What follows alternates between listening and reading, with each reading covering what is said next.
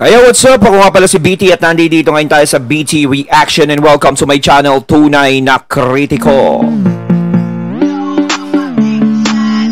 At meron tayong panonooring video ngayon. Ito po ay nagmula kay Showbiz Chikadoro. Sa mga hindi pa po nakakabisita sa channel ni Showbiz Chikadoro, bisita na po kayo mga katunay. At kung hindi pa kayo nakakapag-subscribe, subscribe na din po kayo mga katunay kay Showbiz Chikadoro. At syempre, huwag nyo rin po sana kalimutan na mag-subscribe dito sa channel ko sa Tunay na Kritiko. Sa mga hindi pa nakakapag-subscribe, and click the notification bell para maging updated po kayo sa mga reaction videos na aking ilalabas. At huwag na natin pagtagalin at sabay-sabay na nating panoorin ang laman ng video na hatid sa atin ni Showbiz Chikadoro at bibigyan natin ng reaksyon. Pasok! Candidate na nag-cocaine. May kandidato tayo na nagko-cocaine yan. Hello? He is a very weak leader. 2 taon ang nakalipas ito ang naging babala ng dating Pangulo na si Duterte sa taong bayan, hindi pinakinggan at ipinagkipit balikat lamang ng ilan. Naging masama pa sa maraming tao si FPRRD dahil dito, subalit ngayon marami ang nakapag-isip na tama pala ito, dahil sa mga nangyayari ngayon sa Marcos administration. Si Speaker Martin Romualdez ang sinasabing nagdidikta sa kanya upang pamahalaan ang bansa. Ang pangakong continuity ng Uniteam ay naglaho na lamang na parang bula, dahil sa isang iglap pumabor lahat sa makakaliwa ang programa ng gobyerno. Dahil sa ilang mga sinasabi pa ngayon ng dating Pangulo, pinapatahimik ito ng Kamara, ang platform na kung saan malaya itong nakapagsasalita ay inalis pa. Gayunpaman, hindi natitinag ang suporta ng taong bayan sa mga Duterte. Katunayan saan mang sulok ng survey ay number 1 pa rin si FPRRD lalo na sa pagkasenador sa 2025 midterm election. Pero sa isiniwalat ng dating PCO Secretary na si Attorney Trixie Cruz Angeles ay mukhang hindi target ni Duterte ang Senado bagkus doon ito sa kung saan siya pinag-iinitan. Kamailan naghayag ang matandang Duterte ng dahil sa prinsipyo, kahit mag-isa na lang umano siyang maiwan sa kanyang partido na PDP laban ay okay lang. Nitong mga nakalipas na buwan inamin ng dating Pangulo na magbabalik siya sa politika pero mas matimbang na tinitingnan nito ay sa Senado.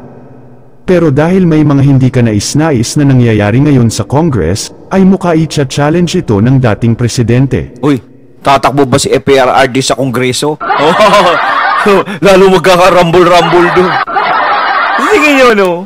Wag ayaw ni Duterte no, umatras siya sa Senado, no, si FPRRD, tapos bigla tumakbo ng congressman.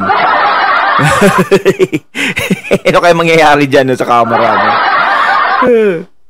Naging tanong kasi ni Attorney Trixie kung bakit sa Kamara ang tinitingnan ngayon ni FPRRD.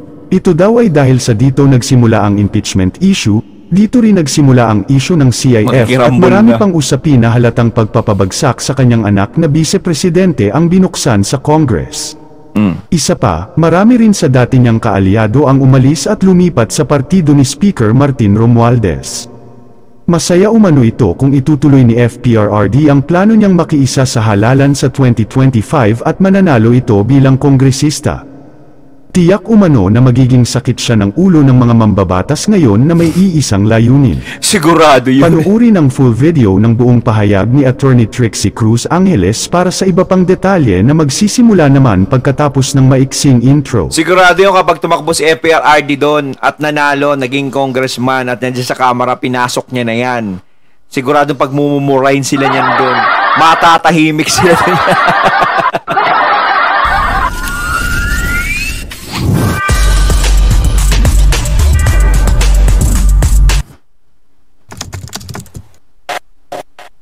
May pictures kami with FPRD, so otherwise and affectionately known as Tatay Digong. So we had talk last night. Mostly it's chit chat, no? Which I had the pleasure of discussing certain things with him.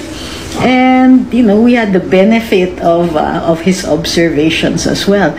One thing that stood out is that he seems to be signifying a return to politics. Yes, you heard that right. Seems. Okay, he could still change his mind. Of course, he can change his mind at any time. Pero it doesn't escape him. Kumbaga, hindi naman siya bulag sa mga pangyayari ngayon. hindi siya bulag doon sa mga kakulangan, kumbaga, sa ating lipunan, particular na rin doon sa mga serbisyo ng gobyerno sa ngayon. I don't want to go into specifics kasi hindi naman kami hindi naman ito we're talking, kumbaga. And as we all know, may pahiwatig siya kahit noon pa natatakbo siyang senador. Pero kino-consider din niya, and this might come as a shock, he might consider pati either the Senate or Congress. Sa tingin nyo, bakit niya kino-consider yung Kongreso? Well, if you think about it, medyo brilliant move yun. If ever he considers, kumbaga, if ever seryosohin niya yung pagbabalik sa politika, at kung sakasakaling bumalik nga siya sa politika, hindi necessarily na ang itatakbo niya ay sa Senado. Most likely, well, kumbaga, part sa consideration niya ay ang tumakbo sa Kongreso. Kapag tumakbo sa FPRRD doon sa Kongreso, no, at nakapasok na siya doon, sigurado ang laki ng stress ng mga congressman. Hindi nila kayang stressin ang isang Tatay Digong at alam nila kung paano pumalagyan.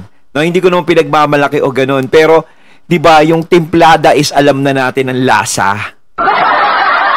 Kumbaga masyadong matapang kaping barako.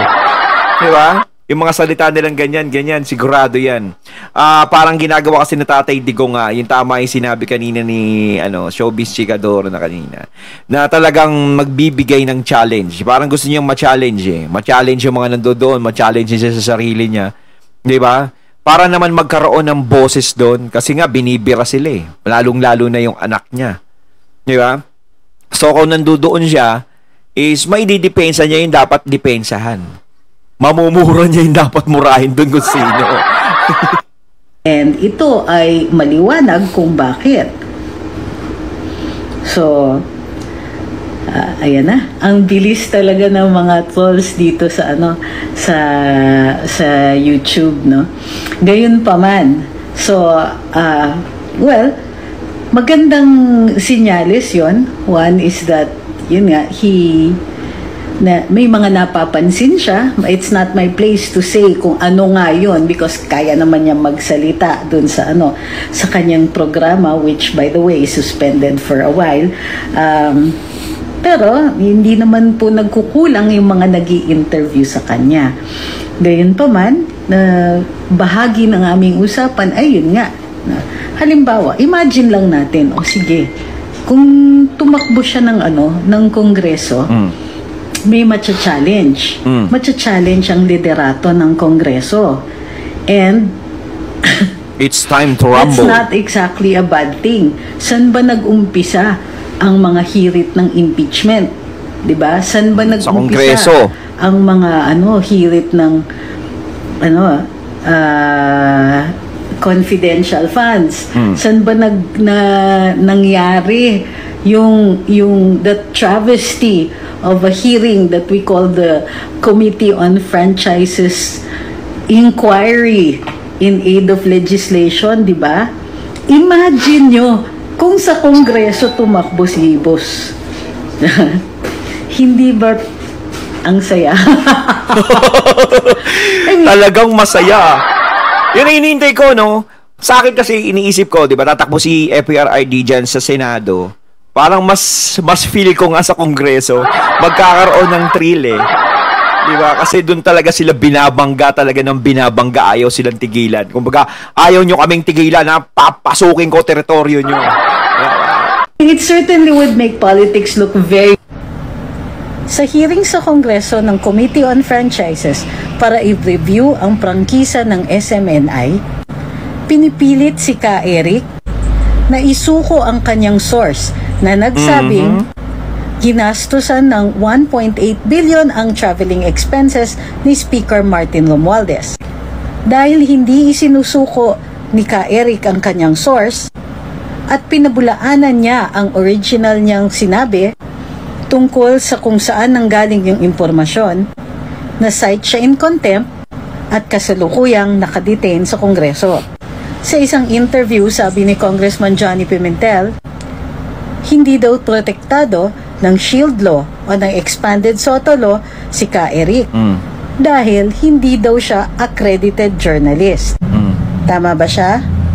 Ayon sa Republic Act 11458, ang covered ng Soto Law or Expanded Soto Law ay any publisher, owner, duly recognized or accredited journalist, writer, reporter, contributor, opinion writer, editor, columnist, manager, media practitioner, involved in the writing, editing, production, and dissemination of news for mass circulation of any print, broadcast, wire service organization, or electronic mass media, including cable TV and its variants.